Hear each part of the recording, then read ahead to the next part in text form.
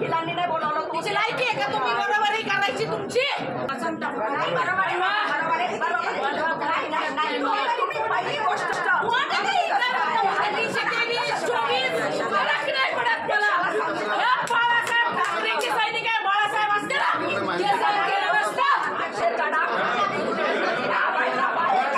कुठल्या तरी काय नाव होतं त्यांचं, काय असं काहीतरी महाराष्ट्र नवनिर्माण काहीतरी पक्ष आहे, तो महाराष्ट्र नवनिर्माण काहीतरी नावाचा पक्ष आहे.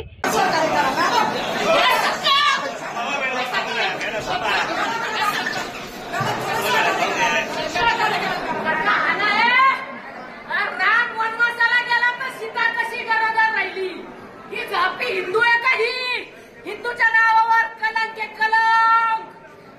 मला धरलं कशासाठी?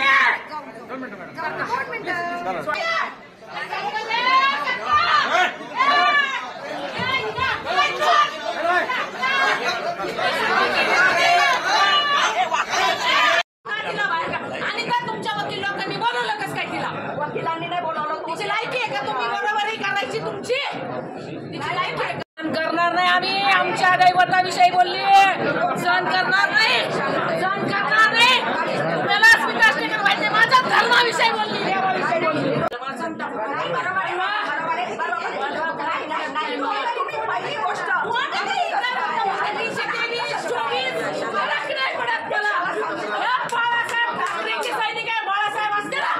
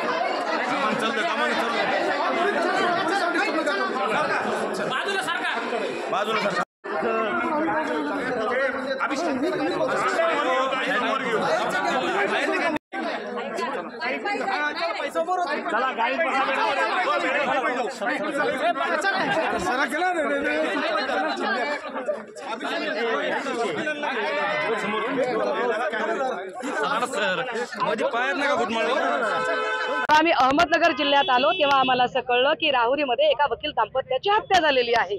त्या संबंधाने ॲडव्होकेट प्रोटेक्शन ऍक्ट साठी अहमदनगर बार असोसिएशनच्या वकिलांनी एक मोठं आंदोलन केलं.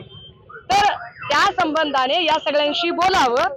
महत्वाचं म्हणजे जर उद्या अधिवेशन झालं तर अशा अधिवेशनामध्ये मला ॲडव्होकेट प्रोटेक्शन ऍक्टच्या संदर्भाने प्रश्न तयार करायचा असेल तर इथल्या वकिलांच्या किमान अपेक्षा काय आहेत त्या अपेक्षा मी समजून घ्याव्या यासाठी म्हणून चर्चेला आले होते.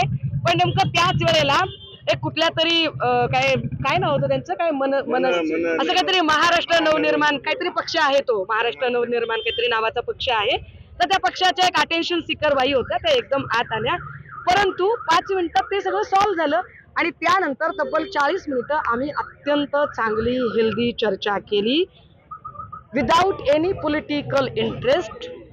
फक्त आणि फक्त ॲडव्होकेट प्रोटेक्शन ऍक्ट वरती काय बोलता येईल, काय भूमिका मांडता येईल यासाठी म्हणून आजची ही चर्चा होती. इतकंच. सर्वांची भाषा वगैरे देखील केली आहे, काहीतरी शिवेगाळ केली नाही, मी तर ऐकली नाही बाबा असं काही. आणि काय आहे माहितीये का, पृथ्वीचा आकार केवढा, ज्याच्या त्याच्या डोक्या एवढा. सो ज्याचा जसा बुद्ध्यांक असेल तो त्या पद्धतीने रिॲक्ट होईल. सो मला नाही वाटत की मी त्याच्यावरती फार काही भाष्य करावं माझ्यासाठी. नाही अरे मला माहितीच नाही. ते काहीतरी 2-3 मिनिटं त्या बाई बडबडल्या, नंतर पोलीस आले, त्या बाईंना बाजूला घेऊन गेले. परंतु जे आमचं काही जे चालू होती चर्चा ती फक्त आणि फक्त ॲडव्होकेट प्रोटेक्शन ऍक्ट साठी चालू होती. कदाचित त्या बाईंना एक जास्तीचं काय म्हणता येईल मीडिया फुटेज हवं असेल किंवा कदाचित त्या अटेन्शन सीकर असतील. थोडीशी कधी कधी स्टंटबाजी करणं गरजेचं असतं पक्षाला किंवा काही लोकांना दाखवण्यासाठी. त्यातला काही प्रकार असू शकतो, मला याच्यापेक्षा काही फार माहित नाही. आज मी संघटनेचं गेली 30 वर्ष झाले निष्पाप निस्वार्थपणे काम करत आले. हे बाळासाहेब ठाकरे होते ना, तेव्हापासून मी संघटनेचं काम करते. अनगिनत केसेस 5 वेळा तडीपार या संघटनेसाठी मी झाले. हे सगळं वरपर्यंत माहिती आहे. माझ्या तडीपारीमध्ये पण या लोकांनी मला सांभाळलंय. उद्या यांचे स्टेटमेंट काय येणार आहे ते मला माहिती आहे. कोण आम्ही या बाईला ओळखत नाही. त्याची साक्ष देण्यासाठी सांगते, सोनईच्या सभेत मीच होते ती घोषणा देणारी, हा स्मिता आष्टेकर. दुसरी गोष्ट, ही जी आमदार आहे बाई, हे वैयक्तिक त्यांनी कोणत्या राजकारणासाठी तिला घेतलं, काय केलं, आम्हाला काही घेणं नाही. पण मी एक कट्टर हिंदुत्ववादी पहिले महिला आहे. जे बाळासाहेब ठाकरे हिंदुत्वासाठी भांडायचे ना, ती मी स्मिता आष्टेकर हिंदुत्वासाठी भांडणारी आहे. आणि ही आमदार आहे बाई जे बोलली की राम जो वनवासाला गेलता तर तुमची सीता गरोदर कशी राहिली, हा तुमचा हनुमान उडत गेला सीताला आणायला, मग ते दगड टाकीत कमून आला रे बोले, समुद्रात दगड टाकीत. आणि काय त्या बाया बोले, अनवणी पायानी चालतात, अनवणी बिगर चपलेच उपवास करतात, पोटाला मारतात. अशी भाषा या कुत्रीने वापरली म्हणजे आमच्या नवरात्राच्या घटाचा तिने अंबाबाईचा अपमान केला. हे आम्ही कदापि सहन करणार नाही. आज मी सांगते, या बाळासाहेब असते ना, या बाळासाहेबांनी पण ते मान्य केलं नसतं. हा तिचा निषेध आहे. ती आज नंतर माझ्या जिल्ह्यात, माझ्या इथं शहरात येऊन द्या, तिला मी ठोकणार. दुसरी गोष्ट, हे जे कोण तिच्या मागे लोचत शिवसैनिक फिरत होते ना, ठुये त्यांची जिंदगी. तुम्ही हिंदुत्व धरून ते संघटनेत मध्ये आले होते, काम करत होते, तिच्या मागे तुम्ही आज फिरता. काल आलेल्या बाईच्या मागे फिरता. लाजिरवाणी गोष्ट आहे, लाजिरवाणी. 2:15च्या दरम्यान आम्हाला निरोप आला की कोणीतरी बाई येत आहे आणि तिच्या मागं 25-30 लोकांचा मॉब आहे.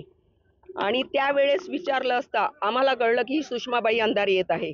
त्यावेळेस मी अध्यक्षांना फोन लावला की जर असे राजकीय लोक इथे येत असेल तर तुम्ही परमिशन दिली का. त्यावेळेस अध्यक्षांचं म्हणणं आलं की मी परमिशन दिलेली नाही आहे आणि मी त्यांना येऊ नको असा मेसेज केलेला आहे. पण तरीही तिची आडदंडशाही ती आमच्या बार रूमला आलेली आहे. आणि बार रूमला आल्यानंतर बराच वेळ ती आतमध्ये राहिली आणि आतमध्ये राहिल्यामुळं लोकांचे, सगळ्या वकिलांचे कामकाज ठप्प झालेले होते, कारण पोलीस जाऊ देत नव्हते वकिलांना आतमध्ये.